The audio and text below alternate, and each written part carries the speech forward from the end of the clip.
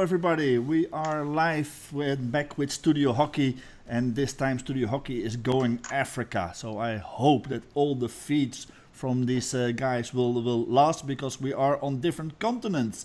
Some of us are in Europe, some of us are in Africa, and Rassie is even in America, so on a different time zone and everything. But we'll make it happen.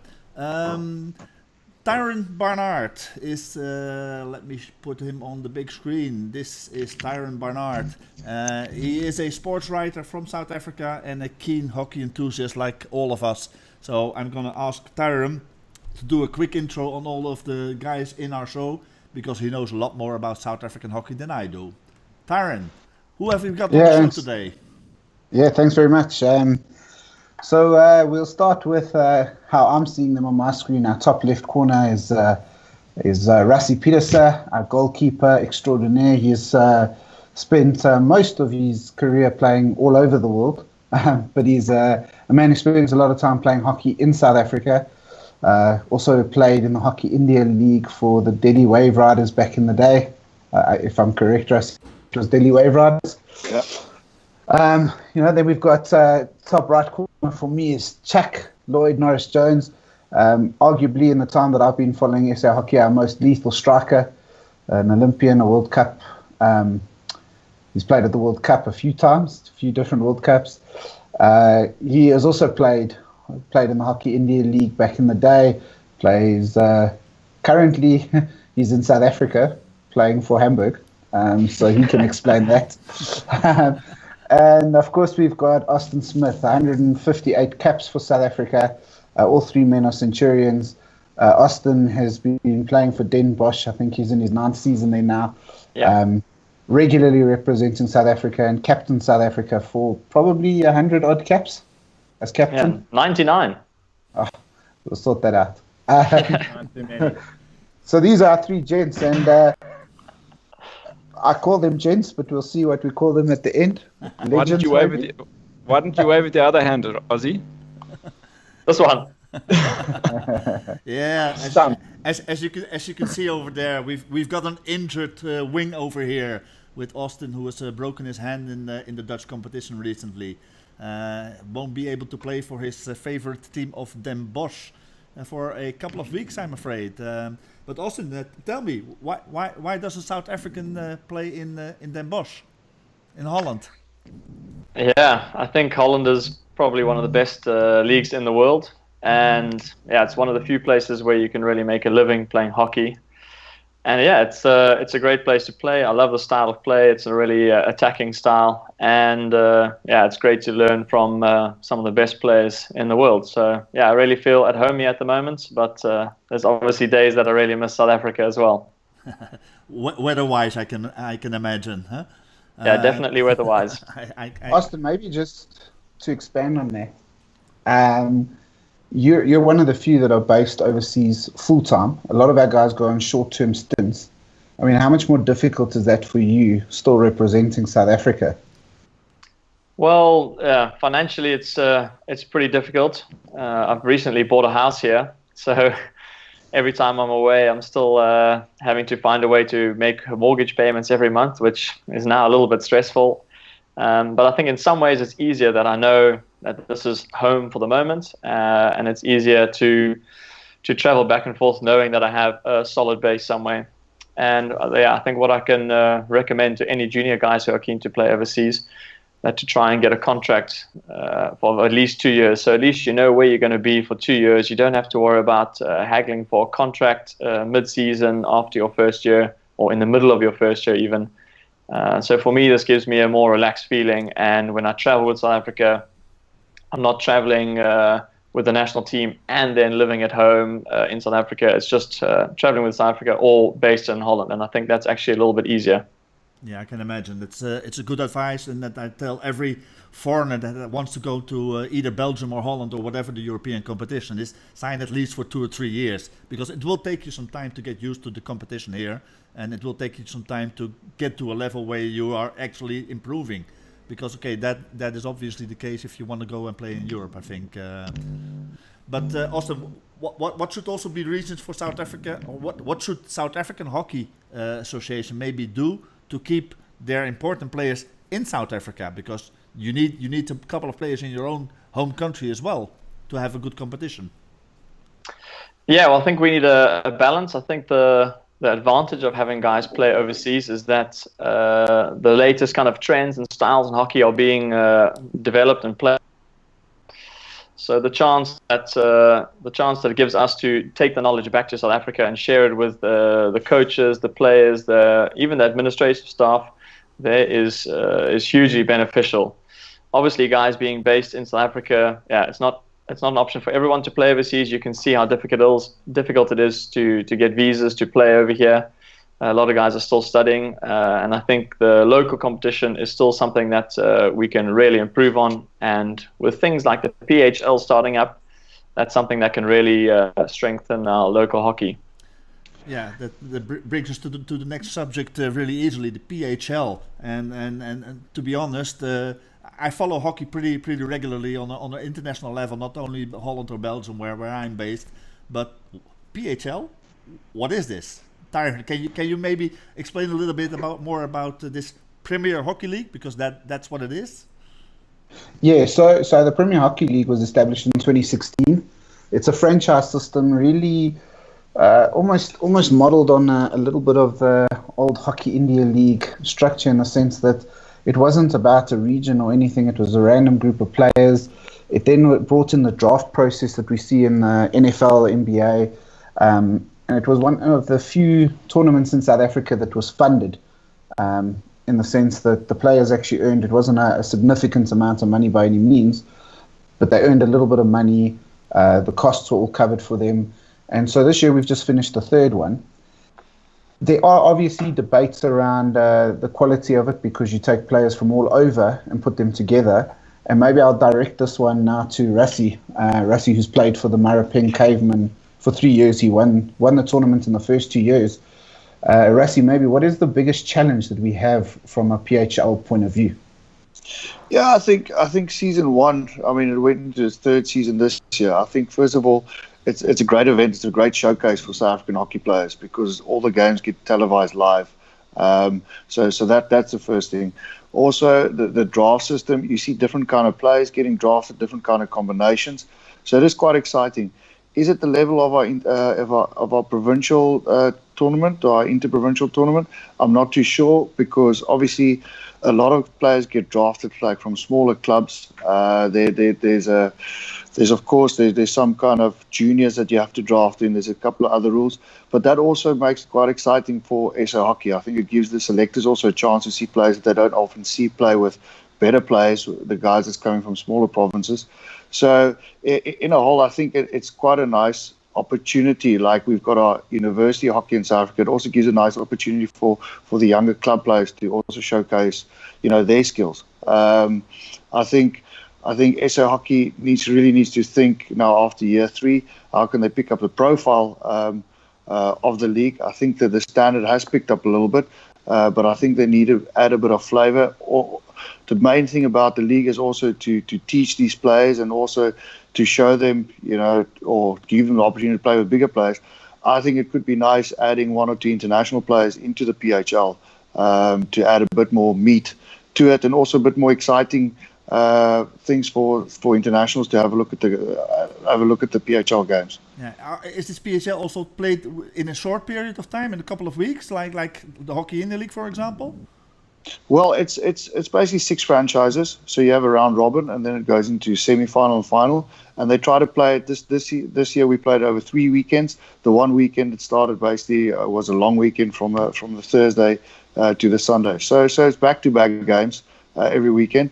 But it also gives the coach an opportunity in the week, if a player's got injured or if a player's not performing well, that he can pull out of a squad of 20 or 22 players. It's quite cool. Yeah. Okay.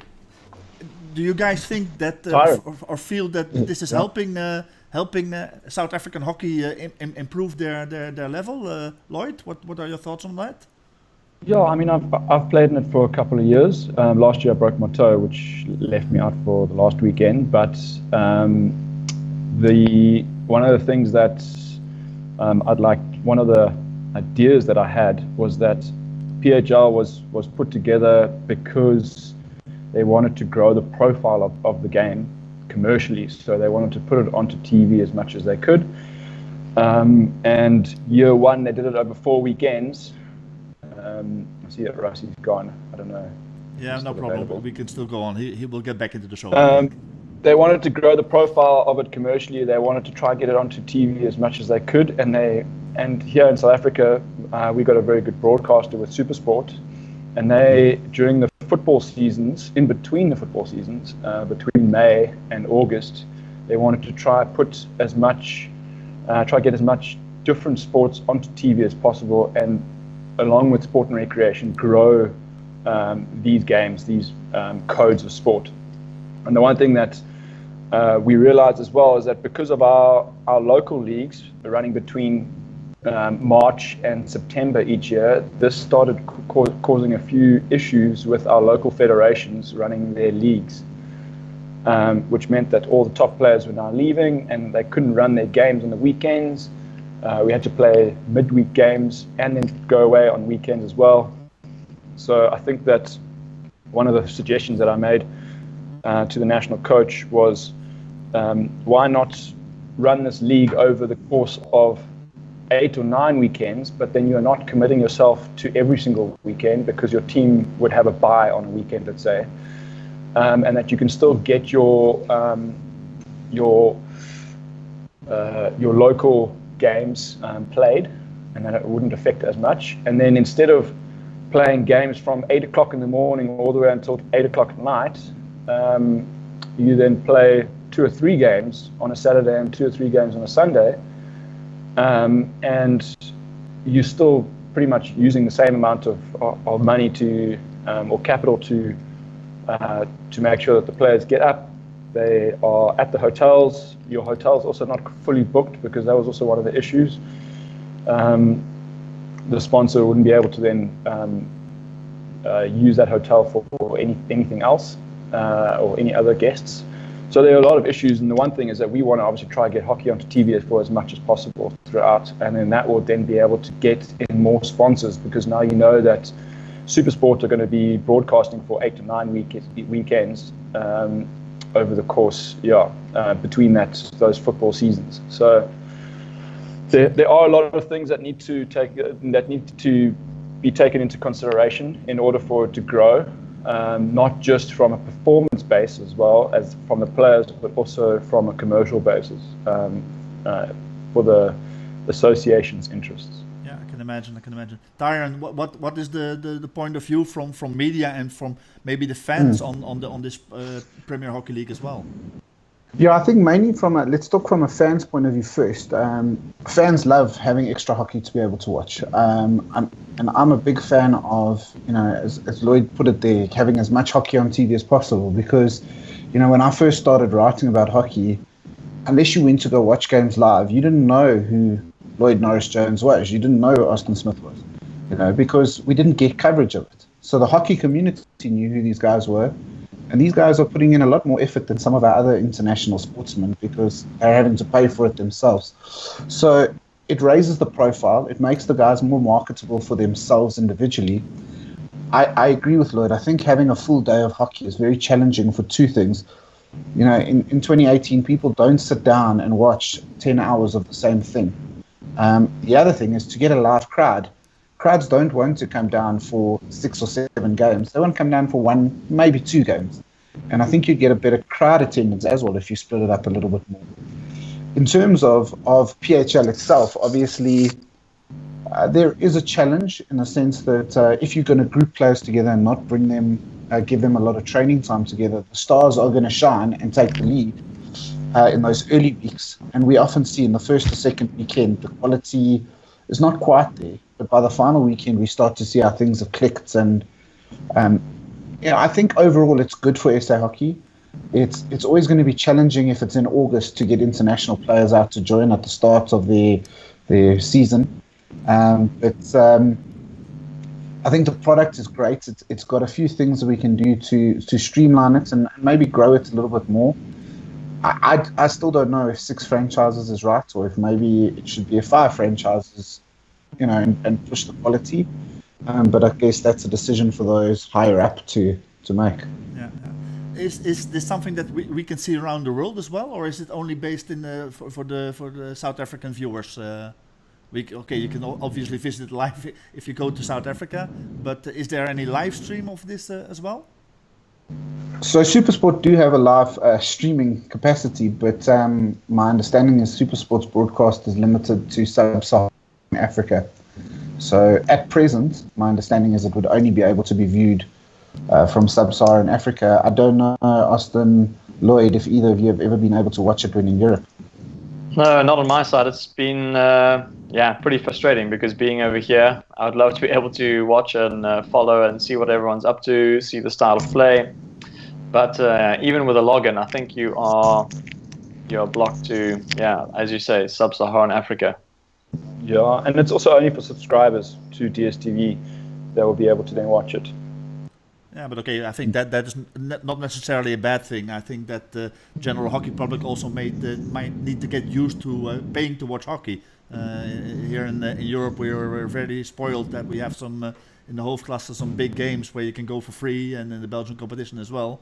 But yeah, it's not unusual for top sport to have viewership pay for to watch it. So I don't think that is necessarily. I mean, it's true, but it would be nice if even if you wanted to pay, for example, like the World Cup. I was really frustrated by the World Cup that the NOS here in the Netherlands had the rights to show the World Cup, but they were only showing the Dutch games, which is fair enough. But I feel like as a hockey lover and as a hockey supporter and a fan, if I want to be able to watch an international game, there should be a way that I can pay to watch that game.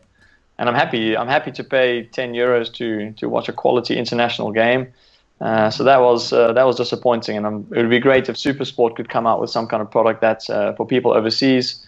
Fine, you may have to pay something towards it, but at least the option is there. That would be awesome. Yeah, absolutely. I'm happy to be in Belgium here, where the local broadcaster has made a deal with the FRH. Okay, any game that we show on our broadcasting channels, you block on your FIH YouTube screen. But any game we do not show, and they only show the Belgium games, it's free. You can live stream it on your YouTube channel. If NOS made the same deal with FIH for the Netherlands, you wouldn't have the problem.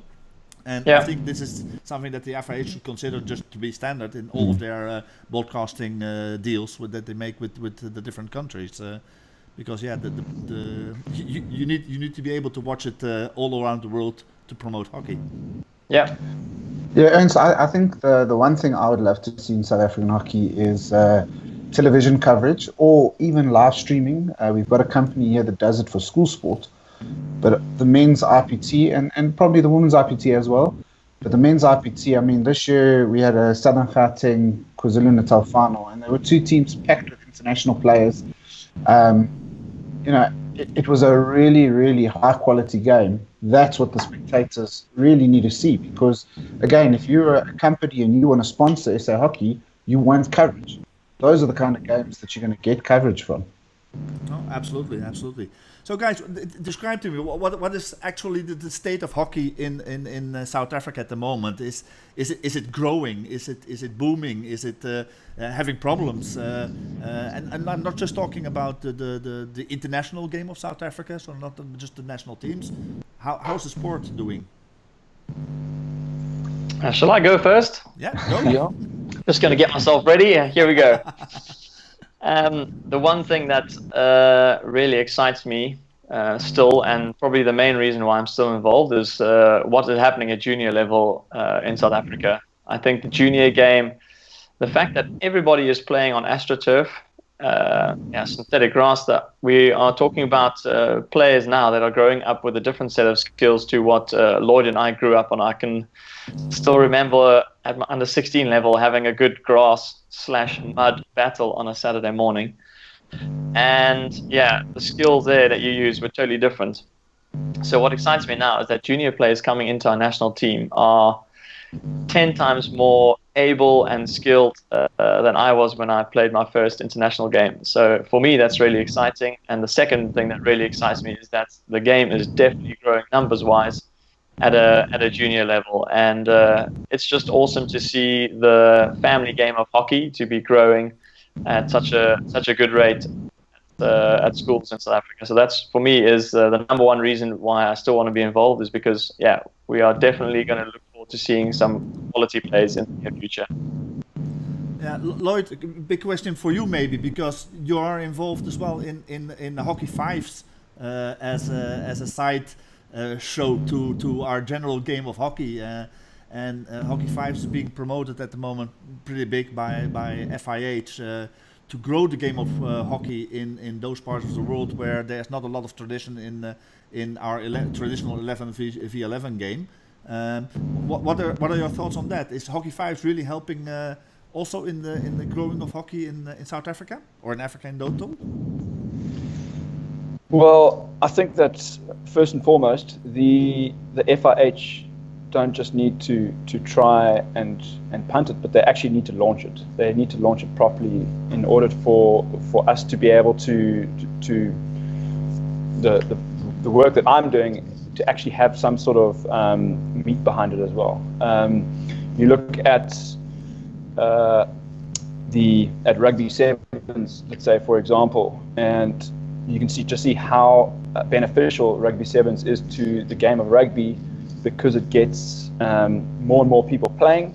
It gets smaller countries the opportunity to play in big competitions. And you look at the likes of Fiji and Samoa and even Portugal and Germany, teams that you would never have thought would have played international rugby before on a high enough level. They're now being part of this HSBC World Sevens Tour, and they're getting exposed to top level rugby. And I think the same thing will apply to World Hockey, as if the FI actually launch Hockey Fives globally, and they get international players and teams playing against each other. This will start creating a trickle-down effect into our countries and our leagues, where we can start not only using an AstroTurf for 6 or 7 months of the year, but now we can start using it for 12 months of the year, because your Hockey Fives will now start to filter into the pre-season time of the year, and also just give more and more players opportunity to play hockey. I think that if you play an 11-a-side game, and if you go and watch, because I coach here in Cape Town, if you go and watch players playing all over the show, you can see that when you play an 11-a-side game, you've got a squad of 14 or 16 players. Sometimes you as a player will only touch the ball 5 or 10 times in a game. Whereas when you play 5-a-side hockey or you play indoor hockey, you're touching the ball a lot more, and it just creates a more inclusive sort of style of hockey, and it's also just fun. I think that's what people want these days. There are times, and there's a place for the purists that want the 11-a-side game, but I think that Hockey Fives has a major part to play in world hockey. Okay, if I can interject there, because I'm known that I'm not a big fan of Hockey Fives, but open to listen to other experiences. For me, it's pretty clear that hockey has two existing formats, and we've got our 11v11 traditional normal game that we know from our Olympic sport, and we've got an indoor format which also has got a lot of following throughout the world. And has more or less the same. Maybe. Yeah, well, okay. If you look at the most recent World Cup. Think about it. Yeah, for sure. World Cup is huge, and it's because it was in Europe as well. I haven't seen an indoor hockey World Cup in Argentina or in South Africa, because they don't play it as much. Yes, in South Africa at junior level there's a massive following, but you look at countries around the world outside of Europe. Why isn't India so good at indoor hockey, and Pakistan and Japan and China and those type of countries? Because they completely focus on our traditional game of 11v11. So I agree that the FIH has a good thought about, you need a short format of the game next to our traditional format of the game to promote hockey in those parts of the world where there's no tradition in the game as we know it, or there's problems with facilities. You don't have artificial grass, you don't have the pitches, you don't have, especially the water-based pitches obviously is a problem for major parts in the world.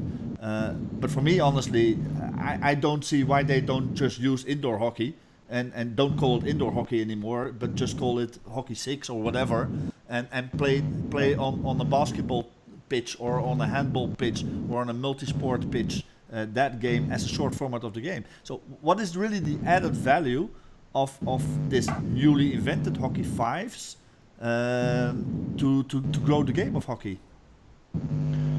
Well, I think that in order to grow the game, you're looking at regions and clubs and so on that already have an AstroTurf and that they don't have an indoor center attached to it. So obviously in Europe, you have those things hand in hand, and that's natural, but not around the world. So if you're wanting to play normal 11-a-side hockey, this is a supplement to 11-a-side hockey. So you've got the facility of an AstroTurf.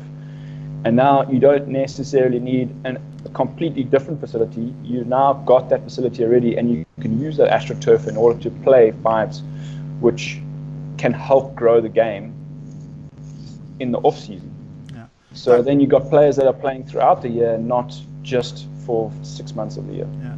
Tyron, what are your thoughts on this? Has Hockey Fives, in your views, helped grow the game of hockey already in Africa? I don't. I think Lloyd hit the nail on the head a little bit. I think we launched it. I think 2014 it was played at the Youth Olympics, and on the back of that, you would have expected it to start being played a lot more. We do have a few leagues running here in South Africa, but I don't know if with FH not really launching it enough yet, it's not really a product that people have higher aspirations with it just yet. I think there is also the challenge that you've got the indoor hockey fives potentially at present looking at a similar time zone in the calendar, but I think what we saw from the Open Series, Fiji and Vanuatu have qualified for the Open Series final, having played in a hockey fives tournament. Obviously, we don't want to spend time now talking hockey Open Series and giving everyone a PhD, but that shows you in itself, if it was a Hockey World League, would Fiji or Vanuatu ever, in traditional hockey, have got a chance to go play at a Hockey World League semi-final? Because that's ultimately what a Hockey Open Series final is. And the answer is no. So there is development there. The question is just, how does everything fit in together? How does Hockey Fives, indoor hockey, traditional hockey, how do they fit into the calendar? How do they work alongside each other to help grow each other? Because I think the one thing we've got to be careful in, and I think we're sometimes guilty of this in South Africa hockey, is everything operates in its own silos. But really, I think we could really lean on each other to potentially grow the overall game of hockey more. Austin, what are your thoughts on this? Yeah, I have a slightly different opinion on Hockey Fives. I would love to see Hockey Fives in a similar format to what kind of like mini football. The legacy of the Football World Cup leaves behind in countries are a lot of mini football areas where people can go in and play, and I think that would be something that would be amazing for youngsters. I can remember as a junior hounding our first team school coach for the keys for the indoor center just so we had somewhere to play on the weekend. So imagine how great it would be, Lloyd, I'm sure you'd agree with this. Imagine if we could go down on a Saturday or Sunday afternoon to a facility that is set up for Hockey Fives, and I don't think it necessarily has to be an AstroTurf, even almost like a concrete, solid surface where the ball runs truly with the balls on the side. So almost a mixture of traditional Hockey Fives and indoor, but on an outdoor facility. And yeah, great if there's turf, but if there isn't, then fine, because obviously the cost implications are high. But somewhere where kids can go down on a weekend and play hockey on a five-a-side format, I think would be amazing, because yeah, hockey turfs are mostly in South Africa are locked up; they're not available to use. So I'm thinking like, yeah, imagine in Cape Town where they have all those little sort of almost like indoor-outdoor football areas. If we had something like that for hockey, and in the fives format, I think that would be amazing. Okay. Guys, we already touched a little bit upon the World Cup, because the World Cup is coming near, end of the year, and South Africa is there, hoping I'm sure to gain some points again after you missed out on Rio in a very sad way. Just wanted to touch on that, the World Cup. What are your expectations? But also, should you qualify for Tokyo 2020 in the next time ahead, is South Africa going to be allowed to play in Tokyo this time? What are your thoughts there, Lloyd? Yeah, so I think the World Cup, firstly, I think that there's obviously opportunity. I know that we have the hosts and Canada in our pool, so there's opportunity there to get points off, and I know that. And obviously Belgium as well. There's 3 points waiting for us there, Lloyd. Yeah, guaranteed 3 points. Yeah, guaranteed. I think that obviously you look at the new format of the World Cup with 16 teams, and if you manage to get into the second or third spot in the pool, that you have an opportunity to then play in is it the quarterfinal or the round of 16 basically? Quarterfinal. To qualify for the quarterfinal. Yeah. Okay. So you have an opportunity to qualify for the quarterfinal, and then having looked at the cross-pool playoffs, you're looking at Holland, Germany, and Pakistan and Malaysia in your cross-pool, which then would be quite difficult. Yeah. Naturally, if you have enough time and opportunity for the guys to be training together pre-World Cup, then anything is really possible, and you can grit out a performance and get through. I mean, you've obviously seen the little Cinderella story that Ireland had at this last World Cup, and they stuck to their guns. They played a really solid defensive game, and that's what helped them get the results that they wanted. And I think that same thing can apply to the SA side for the World Cup. Unfortunately, I'm not going to be there. I haven't made myself available because I get married a couple of days after. Good on you. Yeah, so the wife will be happy. I looked at the long-term decision making there, and obviously I wanted to make sure that. Meaning she's already the boss. You mean? Well. Yes. It's 2018. It's 50-50. Good answer. 60-40. Austin, So I think it's the most important for us. I can imagine. Austin, will you be there? As a veteran player. Hopefully the hand should be healed in time, and there's the question of selection as well. Yeah. But I'd certainly love to be there and to give it a full go. Yeah, our preparation is going to be challenging. I'm actually together with Tim Drummond trying to sort out a local European camp for all the guys who are here at the moment. But that's something that us players are doing ourselves. The guys in South Africa have got 2 camps or 2 weekends planned, where also they have to pay themselves. So it's a huge challenge, but the only positive is we are used to these challenges, so it's not a surprise.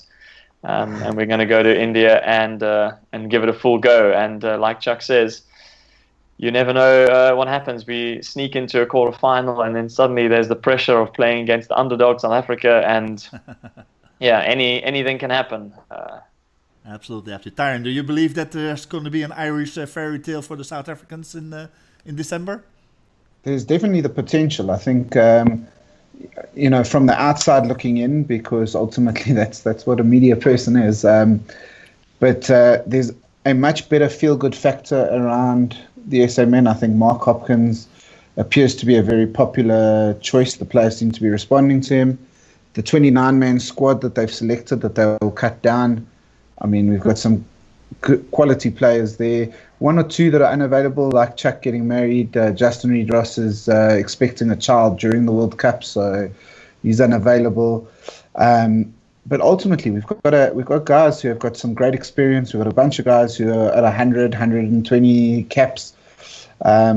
It's a really good team that on their day, they can be absolutely fantastic. They can beat anyone. Remember, a lot of these guys that are playing were part of a team that comfortably dismantled Argentina back in the Champions Challenge days. So Those days are long gone, eh? If you count on Argentina now. but I'd love us to go there and just cause a shock. And what we've done over the years at the big tournaments, the men have really stepped up in games, and they've unfortunately often just lost by the odd goal here or there. We'll all remember London 2012 and how we should have beat England, but for just not getting the ball into the net when it needed to be. It was that kind of game. And just to elaborate on that as well, is that going into those Olympics, we had good preparation. We played in the region of about 25 or 30 caps before we got there, and while a lot of other teams had probably played 30 or 40 or 50 caps in the 6 months leading up to it, as soon as you get to Olympic Games or a World Cup, you start seeing teams that are going to hiding. They make sure that they are training as much as they possibly can, and they fine-tuning, whereas we've naturally always just tried to get as much time together as possible. So that if that means that we get 10 days or 15 days, like we're lucky, together. And generally what happens is we get to a World Cup and we've got 10 days before the World Cup starts, and that's when we start actually doing preparation for a World Cup, which is, it's obviously not good for us. We don't get the desired results. And we always tend to get to the last game or two games, and that's when we actually start really performing as a team, because we're now starting to click. And it's just that's pretty much been the tale for SA Hockey for a long time. And I've been around for about 12 years, and that seems like the carbon copy for what we've done. But whenever we do get some time together, that's when we actually start playing exceptionally well, and we actually understand each other a little bit more. When you look at those results from the Olympics in 2012, it wasn't just GB that we should have beaten, but we're talking about Argentina. We should have beaten them. Should have beaten Spain, Pakistan, and now all of a sudden you get 1 point or you get 3 points out of those games, and all of a sudden we're playing for 5 to 8 instead of playing for 11, 12. Yeah. The story before the Rio Olympics that was set for throughout the world was the way that you guys qualified for Rio, but then were not allowed to go. Are you risking the same thing again with Tokyo ahead of you, Austin? Well, I am. Yeah, I'm going all in. It's a good chance that'll be my last event. But you're sponsored by Princess. How can you go all in? Nice. No Thanks for mentioning my sponsor, Lloyd. Hashtag no excuses. But back to Tokyo. I'm gonna give it all the effort I can to be available for that and to prepare as well as I can for that. And ultimately we have no control over what the governing body SASCOC decides in the end.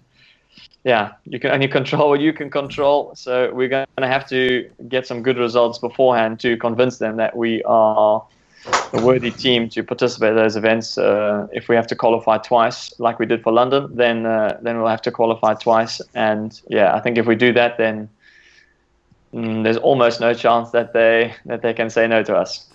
So a good show on the World Cup might be very important with Tokyo in mind as well. Definitely. Yeah, and it's no worries. We're going to go win the Hockey Series finals. So yeah, maybe stuff. Could be the way to go as well. Guys, I want to thank you. We're a little bit over our time already. I want to thank you for this talk, and it was very, very enlightening, and to get to see South African hockey from as a European, you don't are not so used to it. To get those points of views was very, very interesting.